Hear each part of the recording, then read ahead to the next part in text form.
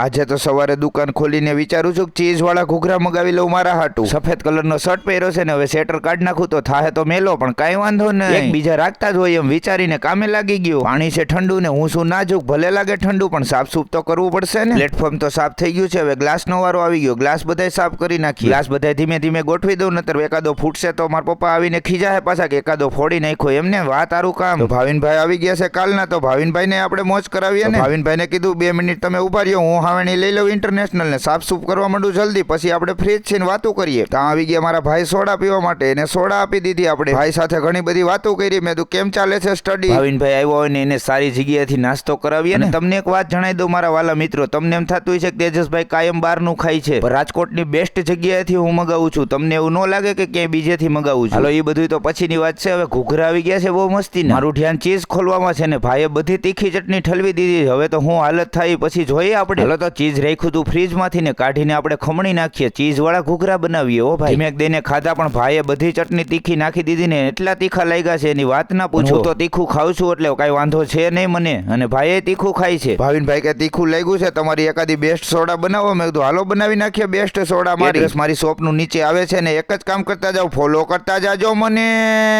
Bye bye.